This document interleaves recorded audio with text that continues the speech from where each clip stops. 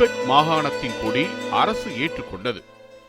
21 ஜனவரி 1948 அன்று கனடாவின் கியூபெக் மாகாணத்தின் அதிகாரப்பூர்வ கொடி அரசு மூலம் ஏற்றுக்கொள்ளப்பட்டது.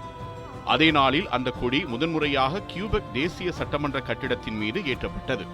இந்த கொடி ஃப்ளூர் டெலிசே என அழைக்கப்படுகிறது. நீல பின்னணியில் வெள்ளை சிலுவை மற்றும் 4 லில்லி மலர் சின்னங்கள் இதில் இடம்பெற்றுள்ளன. கொடியின் வடிவமைப்பு கியூபெக்கின் பிரெஞ்சு மரபையும் வரலாற்றையும் பிரதிபலிக்கிறது. பிரான்சிலிருந்து வந்த குடியேறியவர்களின் அடையாளமாக லில்லி மலர்கள் பயன்படுத்தப்பட்டுள்ளன.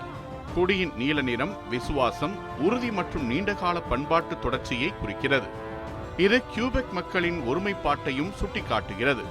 கொடியில் உள்ள வெள்ளை சிலுவை கியூபெக்கின் கிறித்தவ பாரம்பரியத்தையும் வரலாற்று சாசனங்களையும் நினைவுபடுத்துகிறது. 1948க்கு முன்பு கியூபெக்கிற்கு தனிப்பட்ட மாகாண கொடி இல்லை. இந்த புதிய கொடி பழைய குடியேற்ற கால சின்னங்களை மாற்றியது. அக்கால முதல்வர் மோரிஸ் டுப்ளேசி இந்த கொடியை ஏற்றுக்கொள்ள முக்கிய பங்காற்றினார்.